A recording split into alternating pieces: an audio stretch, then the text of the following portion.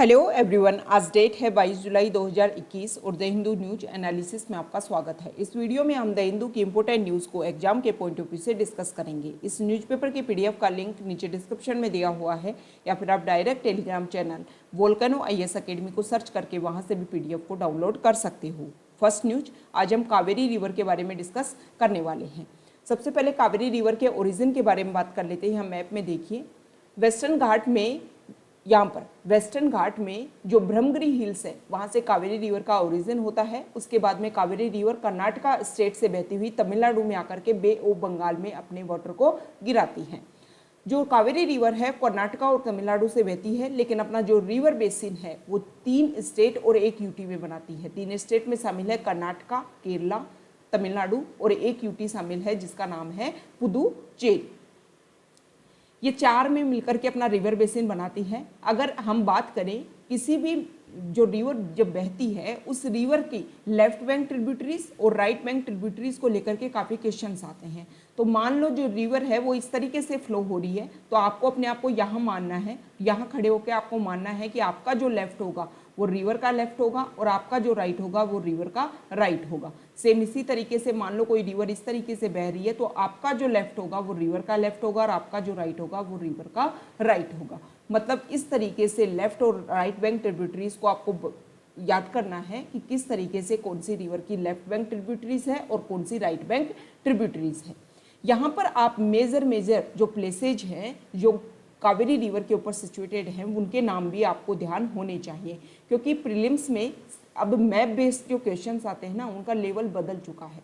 किस तरीके से क्वेश्चन पूछे जाएंगे, आपको ना सिर्फ रिवर के बारे में पूछा जाएगा बल्कि जो मेजर जो प्लेसेज हैं उनके बारे में पूछ लेंगे कि कौन कौन से जो प्लेसेज हैं वो कावेरी रिवर के ऊपर सिचुएटेड हैं, या ईस्ट टू वेस्ट उनको सिचुएटेड करवा लेंगे या फिर वेस्ट टू ईस्ट उनको सिचुएटेड करवा लेंगे। तो हसन कृष्णा सागर डैम यहाँ पर मैसूर देखो है, थोड़ा सा नीचे सिचुएटेड है हल्का सा। इसके बाद में मैतूर रिजर्वियर है, इरोड है, यहाँ पर तंजूर है। आपको थोड़ा सा ये ध्यान में रखना है कि जो मदुरई है वो थोड़ा सा नीचे सिचुएटेड है कावेरी रिवर से। बेंगलोर की अगर हम बात करें कर्नाटका में तो यहाँ पर बेंगलोर है और जो बेंगलोर है वो थोड़ा सा ऊपर सिचुएटेड है। मतलब कौन कौन से जो सिटी हैं, कौन कौन से जो प्लेसेज है वो किसी रिवर के ऊपर सिचुएटेड है वो आपको ध्यान में रखने हैं। तमिलनाडु की जो कैपिटल है चेन्नई वो भी यहाँ पर बिल्कुल तटीय इलाके में सिचुएटेड है। ओके, तो ये हमने कावेरी रिवर के बारे में मेजर प्लेसेज के बारे में देखा। अब इसकी लेफ्ट बैंक ट्रिब्यूटरीज और राइट बैंक ट्रिब्यूटरीज के बारे में डिस्कस कर लेते हैं। फर्स्ट है लेफ्ट बैंक ट्रिब्यूटरीज जिसका नाम है हारंगी, हेमावती, सिमसा या फिर अर्कावती। इसको आप ऐसे याद कर सकते हो, HHAS के नाम से याद कर सकते हो, HHAS या फिर हस के नाम से इसको याद कर सकते हो। नेक्स्ट है right bank tributaries, Lakshmana Tirtha, Kabini, Suvarnavati, Bhavani, Noyyal and Amaravati. ये है राइट बैंक ट्रिब्यूटरीज। वैसे तो देखो इनको बार बार आप रीड करोगे तो आपको याद रहने लग जाएंगी, लेकिन अगर आपके पास में इसकी कोई ट्रिक है तो आप नीचे शेयर कर सकते हो कमेंट बॉक्स में। अब कावेरी रिवर न्यूज़ में है, इसके बहुत सारे कारण हैं। पहले क्या कारण है, कर्नाटका और तमिलनाडु में हमेशा वाटर शेयरिंग को लेकर के प्रॉब्लम रहती है, इसलिए भी कावेरी रिवर हमेशा न्यूज़ में रहती है। दूसरा क्या है कि तमिलनाडु गवर्नमेंट ने जो कावेरी डेल्टा रीजन है तमिलनाडु में उसको protected special agriculture zone declare कर दिया है। अब ये प्रोटेक्टेड स्पेशल एग्रीकल्चर जोन में क्या होगा, देखो तमिलनाडु में जो कावेरी डेल्टा रीजन है वो राइस बाउल है। यहाँ पर 28 लाख एकड़ जमीन में 33 लाख टन ग्रेन्स होते हैं, मतलब बहुत ज़्यादा यहाँ पर ग्रेन्स का प्रोडक्शन होता है। अब ये प्रोटेक्टेड स्पेशल एग्रीकल्चर जोन, मतलब यहाँ पर जो भी इंडस्ट्री लगेगी वो एग्रीकल्चर से रिलेटेड लगेगी, ये यहाँ पर फिक्स कर दिया गया है। अब यूपीएससी आपको यहीं पर उलझाएगी। यूपीएससी क्वेश्चन दे देगी कि नहीं, यूपीएससी क्वेश्चन क्या दे देगी कि only agro based industry would be given permission to be build. मतलब ये प्रोटेक्टेड स्पेशल एरिया डिक्लेयर किया गया ना, यहाँ पर सिर्फ एग्रो बेस्ड इंडस्ट्री ही डिक्लेयर किया जाएंगी, यहाँ पर सिर्फ ये ही इंडस्ट्री वेल डेवलप्ड होंगी। अब हम यूपीएससी का जब भी क्वेश्चन सोल्व करते हैं तो हम क्या मानते हैं कि ओनली ऐसे वर्ड जब भी स्टेटमेंट में आते हैं हम मानते हैं कि ये तो गलत है, क्योंकि एक्सट्रीमिस्ट स्टेटमेंट हो गया। तो हमेशा अगर ओनली स्टेटमेंट में आ रहा है तो वो गलत नहीं होगा, वो सही भी होता है। इससे के लिए आपको क्या करना है, सारी जो भी न्यूज़ है उसके बारे में सारी अवेयरनेस आपको क्रिएट होनी चाहिए, तभी आप उस क्वेश्चन को अच्छे से सॉल्व कर पाएंगे। तो यहाँ पर जो स्पेशल प्रोटेक्टेड एरिया डिक्लेयर किया गया है कावेरी डेल्टा रीजन को तमिलनाडु में प्रोटेक्टेड स्पेशल एग्रीकल्चर जोन, इसमें ओनली एग्रीकल्चर बेस्ड जो इंडस्ट्री हैं वो ही बनेंगी, वो ही डेवलप्ड होंगी। ओके, तो ये हमने कावेरी के बारे में जो बेसिक फैक्ट्स हैं उनको देखा। अब हम द हिंदू की जो इम्पोर्टेंट न्यूज़ हैं उनको डिस्कस कर लेते हैं। फर्स्ट न्यूज है, यहाँ देखिए, एक स्टडी हुई है और एक स्टडी में ये सामने आया है कि कोविड की वजह से बहुत सारे जो चिल्ड्रन हैं उन्होंने अपने जो केयर टेकर्स थे, जो केयर गिवर्स थे, जिनमें उनके कस्टोडियल ग्रैंड पेरेंट्स भी हो सकते हैं या उनके पेरेंट्स भी हैं, उनकी बहुत ज़्यादा की डेथ हुई है। मतलब ऐसे बच्चे अपने आप को अकेला फील करें। ये स्टडी हुई है, लैंसेट में ये स्टडी पब्लिश हुई है, जिसमें माना गया है कि हमारे इंडिया में 1.19 लाख चिल्ड्रन ने अपने प्राइमरी जो केयर गिवर्स हैं, जिनमें से एक या बोथ पेरेंट्स, वन और बोथ पेरेंट्स और वन और बोथ कस्टोडियल ग्रैंड पेरेंट्स, जिनकी कोविड-19 की वजह से डेथ हो गई है। इसमें इंडिया 3rd नंबर पर है। फर्स्ट नंबर पर मैक्सिको, जहाँ पर 1.4 लाख, ब्राज़ील 1.3 लाख, और इंडिया इसमें 3rd नंबर पे है। मतलब मैक्सिको और ब्राज़ील के बाद में इंडिया आता है, जहां पर चिल्ड्रन के पेरेंट्स की डेथ हुई है। ग्लोबली अगर इस फिगर की हम बात करें तो 11.34 लाख ऐसे बच्चे हैं जिन्होंने अपने पेरेंट्स को खो दिया है कोविड-19 की वजह से। और ये जो डाटा है वो सिर्फ मार्च 1, 2020 से अप्रैल 30, 2021 के बीच के हैं। ठीक है, इसमें यह भी कंपैरिजन किया गया है कि बहुत सारे जो चिल्ड्रन हैं जिन्होंने मदर और फादर में अगर कंपैरिजन किया जाए तो चिल्ड्रन के फादर की ज़्यादा डेथ हुई है कोविड की वजह से। नेक्स्ट न्यूज देखो, ये जो डाटा है ना वो आपको एक परेशान करने वाले डाटा हो सकते हैं, लेकिन इससे क्या पता चलेगा कि ये जो बच्चे हैं इनकी सोशल सिक्योरिटी के लिए अब गवर्नमेंट को वर्क करना चाहिए। पहले भी हमने देखा है कि सुप्रीम कोर्ट ने अपना एक्टिविज्म दिखाया और इस तरीके की प्रॉब्लम को कि जो बच्चे अनाथ हो गए हैं उनके लिए अब गवर्नमेंट वर्क करे, कुछ स्पेशल स्ट्रेटजी लेके आए। इसके लिए सेंट्रल गवर्नमेंट ने भी अप्लाई किया कि हम ऐसे बच्चों को कम से कम 18 ईयर्स तक उनकी पूरी एजुकेशन का खर्च उठाएंगे और जब वो 21 ईयर्स के हो जाएंगे तो कुछ पैसा उनको बल्क में दिया जाएगा ताकि वो अपनी लाइफ को एस्टेब्लिश कर सके। उनको फ्री इंश्योरेंस बीमा कवर कर दिया जाएगा गवर्नमेंट के द्वारा। इसके अलावा बहुत सारी जो सिक्योरिटीज़ है वो उनको अवेल करवाई जाएंगी ताकि उनकी जो लाइफ में जो लॉस हुआ है उसको भरपाई करने की कोशिश की जा सके और वो अपनी लाइफ में आगे बढ़ सके। नेक्स्ट न्यूज देखो, इलेक्शन बॉन्ड को लेकर के गवर्नमेंट से डाटा मांगे गए। गवर्नमेंट ने बहुत ज़्यादा डिले किया, लेकिन एक एक्टिविस्ट है कन्हैया कुमार, उन्होंने बोला कि स्टेट बैंक ऑफ इंडिया से उन्होंने आरटीआई पिटीशन के तहत ये रिप्लाई मांगा था कि इलेक्शन बॉन्ड कितने किस जो पार्टी है उसको दिए गए, कितने किस पार्टी को बेचे गए। तो उन्होंने बोला कि मुझे तो आरटीआई के तहत वहाँ से तो बहुत पहले डाटा मिल चुके हैं, तो गवर्नमेंट इतना लेट क्यों कर रही है अपने डाटा देने में कि इलेक्शन बॉन्ड के तहत उनको कितना चंदा मिला है। नेक्स्ट न्यूज देखो, अभी राज्यसभा में मिनिस्टर ऑफ स्टेट, हेल्थ से रिलेटेड मिनिस्टर ऑफ स्टेट, उन्होंने एक स्टेटमेंट दिया और उस स्टेटमेंट में उन्होंने ये बोला कि कोविड की जब सेकेंड वेव आई उसमें ऑक्सीजन की वजह से किसी की भी डेथ नहीं हुई, ऑक्सीजन की कमी की वजह से। अब इसमें एक्सपर्ट्स ने ये बोला है कि गवर्नमेंट ने जो स्टेटमेंट दिया ना ये काफ़ी डर उत्पन्न करने वाला स्टेटमेंट हो सकता है, क्योंकि कोविड की सेकेंड वेव अभी देखो ज़्यादा दिन नहीं हुई है, सभी को याद होगा और बहुत सारे लोगों ने अपनी फैमिली में अपने डियर एंड नियर वंस को खोया भी होगा। तो गवर्नमेंट के जो इस तरीके के जो स्टेटमेंट है ना वो रिलाई करने से मना कर रहे हैं। जो आपका जो इंफ्रास्ट्रक्चर है उस पर जो भी आपकी पॉपुलेशन है आपकी कंट्री की वो रिलाई कैसे करेगी जब आप बाद में हर चीज़ के लिए मुकर जाओगे। फिर अगर ऑक्सीजन की कमी से प्रॉब्लम ही नहीं हो रही थी, ऑक्सीजन की स्कैर्सिटी हो ही नहीं रही थी, तो आपने ये जो ट्रेन से आपने उड़ीसा से यहाँ से ऑक्सीजन की डिमांड क्यों करवाई जब ऑक्सीजन की कमी से तो कोई इफेक्ट ही नहीं हो रहा था। तो इसमें ये बोला गया है कि गवर्नमेंट को जो भी अपने स्टेटमेंट हैं वो बहुत सोच समझ करके देने चाहिए। उनका जो एक स्टेटमेंट है वो पब्लिक के लिए काफ़ी खतरा उत्पन्न करने वाला हो सकता है। जब गवर्नमेंट इस तरीके के स्टेटमेंट देगी तो वैक्सीनेशन जो प्रोग्राम चलाया जा रहा है उसके ऊपर गवर्नमेंट की उस पॉलिसी के ऊपर जो पॉपुलेशन है वो कैसे रिलाई करेगी, जबकि बार बार गवर्नमेंट ये बोलती है कि आप एक्सपर्ट्स की सुनो, आप हेल्थ, आप वैक्सीनेशन के ऊपर रिलाई करो, आप गवर्नमेंट के ऊपर रिलाई करो। तो गवर्नमेंट तो बाद में बोल देगी कि नहीं हमने तो ऐसा बोला ही नहीं था, वैक्सीनेशन आप लगवाओ तो लगवाओ, नहीं तो नहीं लगवाओ। तो इस तरीके की जो बातें होती है ना, वो बहुत सोच समझ कर यूज़ की जानी चाहिए। आपका एक स्टेटमेंट की वजह से आपको बहुत ज़्यादा इफ़ेक्ट्स देखने को मिल सकते हैं। देखो, ऑक्सीजन की वजह से बहुत ज़्यादा परेशानी हुई थी, ऑक्सीजन की कमी हुई, जिसकी वजह से बहुत सारे लोगों की डेथ हुई, बहुत सारे हमने वीडियोज़ भी देखे होंगे। इसके अलावा हर एरिया में अपोजिट जो पार्टी है उन्होंने इसका विरोध किया है। गुरुद्वारा लंगर अथॉरिटी ने ये बोला है कि गुरुद्वारा में अगर ऑक्सीजन की कमी नहीं हुई तो फिर ऑक्सीजन को लेकर के लोगों की लाइन क्यों लगी। और बहुत सारे जो गुरुद्वारा हैं उन्होंने सपोर्ट भी किया, हेल्प भी किया, किसकी, जो भी पेशेंट थे उनकी। तो इस तरीके से कोविड की वजह से जो डेथ हुई उनके बारे में एक तो रियल इवैल्यूएशन होना चाहिए कि किस पर्सन की किसकी वजह से डेथ हुई है। हर चीज़ को किसी दूसरी चीज़ के ऊपर थोपना भी गलत बात है। नेक्स्ट न्यूज, यहाँ देखो, पेगासस जो स्पाईवेयर है उसके बारे में है।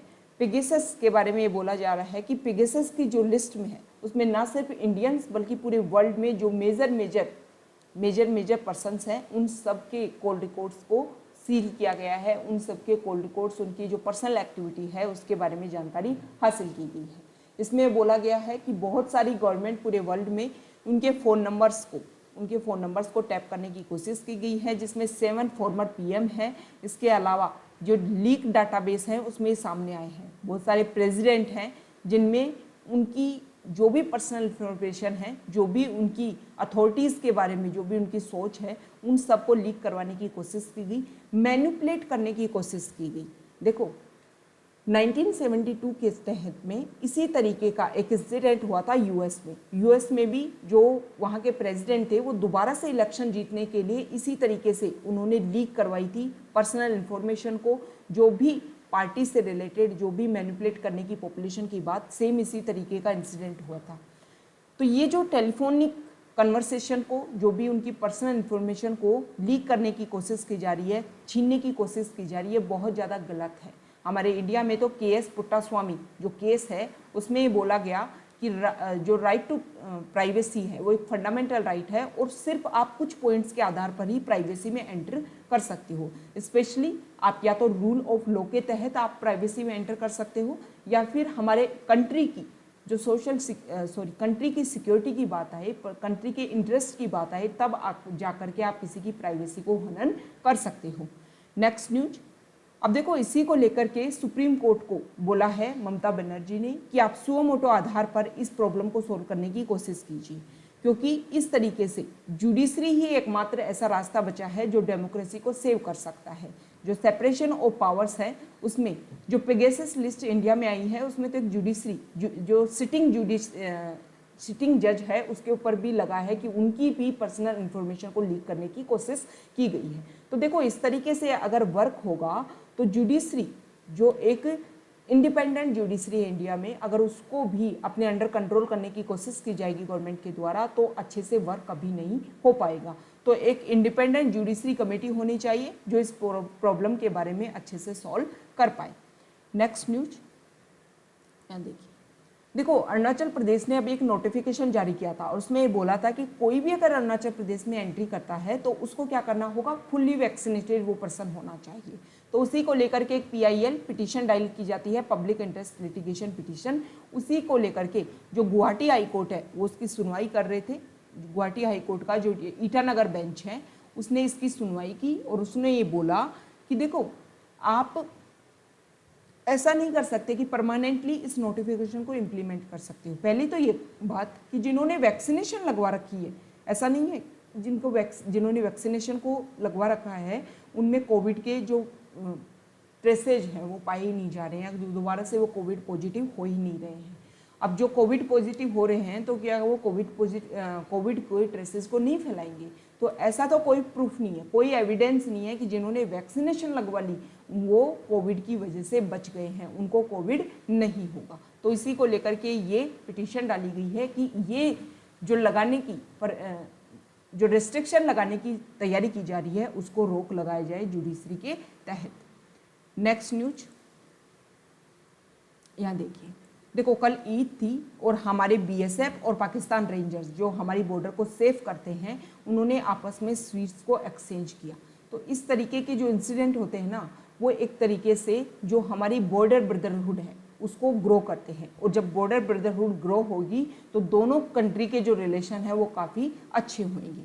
नेक्स्ट न्यूज, डीआरडीओ ने आकाश सरफेस टू एयर मिसाइल का एक न्यू जनरेशन को लॉन्च किया है, light weight anti tank missile, जिसको डीआरडीओ के द्वारा टेस्ट किया गया है।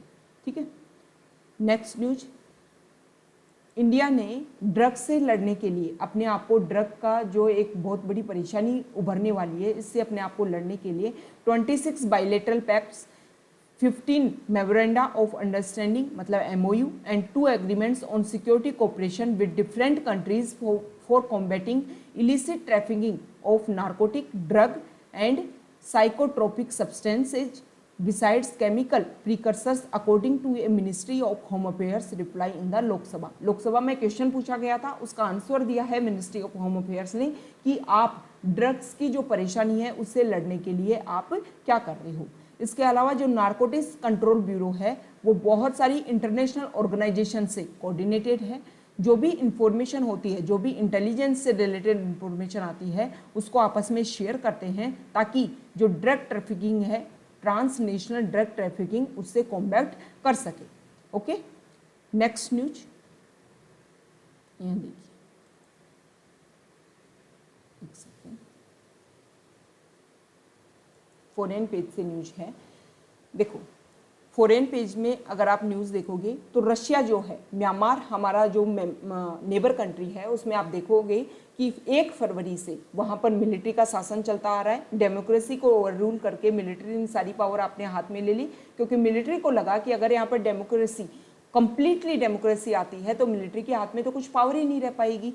तो इसीलिए मिलिट्री ने जब सारी पावर अपने हाथ में ली तो वहाँ पर कोशिश की जा रही है। ठीक है। यूएन ने आसियान कंट्रीज को भी बोला है कि आसियान कंट्रीज मिल करके म्यांमार में जो भी प्रॉब्लम है उसको सॉल्व करने की कोशिश करें। रशिया वहां पर बहुत सारे मिलिट्री इक्विपमेंट को सप्लाई कर रहा है ताकि वहां पर दोबारा से पीस एस्टेब्लिश हो सके। देखो जो मिलिट्री, जब भी आपने देखा होगा कि अगर वायलेंस बेस्ड कोई भी मूवमेंट है तो उसका जो नतीजा है ना, वो पीस और स्टेबिलिटी कभी भी नहीं हो सकता। पीस और स्टेबिलिटी कभी भी नहीं हो सकता। हमारे इंडिया में Mahatma Gandhi father of nation है, उनको ऐसे ही फादर ऑफ नेशन नहीं बोला जाता। उनका जो मूवमेंट है वो आपको भी पता होगा कि ट्रुथ एंड नॉन वायलेंस के ऊपर बेस्ड था। आप पूरे वर्ल्ड को व्यू कीजिए, जहाँ पर भी आपने देखा कि वायलेंस के थ्रू कोई भी मूवमेंट हुआ है, वहाँ पर आज तक भी पीस एस्टेब्लिश नहीं हो पाई है। नेक्स्ट न्यूज, देखो चाइना में बहुत भयंकर रूप से बारिश हो रही है, जिसकी वजह से वहाँ पर फ्लड आ रहा है। और फ्लड होने की वजह से वहाँ के जो डैम्स है ना, वहाँ पर 24 आवर्स में 87% ऑफ एनुअल प्रेसिपिटेशन वहाँ पर हो गया है जिनजियांग रीजन में, जिसकी वजह से वहाँ पर जो रिजर्वियर हैं, जो डैम्स हैं, वहाँ पर वो भर गए हैं। भरने की वजह से फ्लडिंग हो रही है। फ्लडिंग होने से उस वाटर को डाइवर्ट करने की कोशिश की जा रही है। अब देखो जो डैम है उनमें बहुत सारी प्रॉब्लम होती है। इंडिया में भी प्रॉब्लम है कि डैम में नीचे सिल्टेशन होने की वजह से, मतलब मिट्टी के जो कण हैं वो रेगुलर आकर के जमा होते रहते हैं, तो जो कैपेसिटी होती है जो डैम की वो कम हो जाती है। इसके बाद में जो डैम को अगर बनाए हुए काफ़ी लंबा समय हो जाता है तो उसकी जो स्ट्रेंथ होती है वो भी वीक होती है। तो रेगुलर जब भी मानसून सीजन आना होना चाहिए, हम इंडिया के पर्सपेक्टिव में इसको देख सकते हैं कि जब भी मानसून सीजन हो उससे पहले इन डैम्स को अच्छे से इनके ऊपर वर्क करने की आवश्यकता है ताकि इनकी जो कैपेसिटी है उनको इंक्रीज किया जा सके। नेक्स्ट न्यूज, तालिबान अफगानिस्तान में वहाँ पर ईद के समय में उन्होंने एक तरीके से अपना हॉलीडे डिक्लेयर किया है कि इस समय वो सिर्फ डिफेंस सिस्टम के ऊपर वर्क करेंगे, कहीं भी अटैक नहीं करेंगे, सिर्फ उसी समय फाइट करेंगे जब उनके ऊपर अटैक किया जाएगा। देखो इस वाले स्टेटमेंट को वो परमानेंट भी लागू कर सकते हैं या फिर जो भी नेगोशिएशंस हैं, जो भी उनकी प्रॉब्लम्स हैं, उनको बैठ करके सॉल्व किया जा सकता है।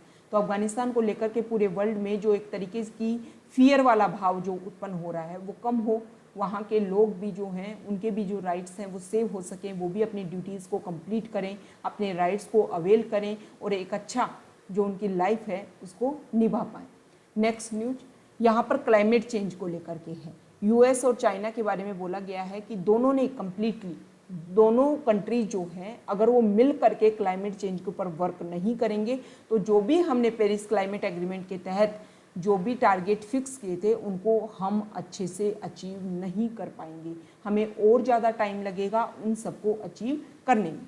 ओके, तो ये आज का हमारा डिस्कशन था। एक मिनट, आप इकोनॉमिक पेज पे भी देखिए। इकोनॉमिक पेज पे ये बोला गया है कि जीएसटी जो है वो हमारी कोऑपरेटिव फेडरलिज्म की स्पिरिट को मेंटेन करने के लिए, उसको अचीव करने के लिए जीएसटी सबसे ज़्यादा एसेंशियल है। जीएसटी आपको पता होगा 279 ए के तहत, आर्टिकल 279 ए के तहत जीएसटी को अप्लाई किया गया, मतलब वन नेशन वन टैक्स। इससे क्या होगा, कोऑपरेटिव फेडरलिज्म। फेडरलिज्म आपको पता है two level of government, centre and state, दोनों के पास पावर हो अपनी लॉ बनाने की, लॉ इम्प्लीमेंट करने की, दोनों अपनी पावर कहाँ को से गेन करें, रिटर्न कॉन्स्टिट्यूशन ने, और दोनों के पास में अगर कॉपरेशन हो तो वो होता है cooperative federalism. Okay, next news यहाँ देखिए। हाँ देखो, बाइजू, बाइजू का नाम आपको पता होगा, बाइजू रविंद्रन इसके सीईओ हैं, इसके फाउंडर हैं, इसके हेड हैं। इन्होंने एपिक, यूएस बेस्ड एपिक एक ऑनलाइन लर्निंग प्लेटफॉर्म है। Online learning platform Byju has acquired Palo Alto based Epic, a digital reading platform for kids age 12 and adult for $1,500 million में उन्होंने इसको खरीद लिया है। मतलब 12 साल से बच्चों के लिए एक ऑनलाइन डिजिटल रीडिंग प्लेटफॉर्म है, उसको खरीदा है बाइजू ने, और अपने जो फीचर्स हैं उसमें इंसर्ट करेगा बाइजू अब। ओके, तो ये आज का हमारा डिस्कशन था। Okay, thank you.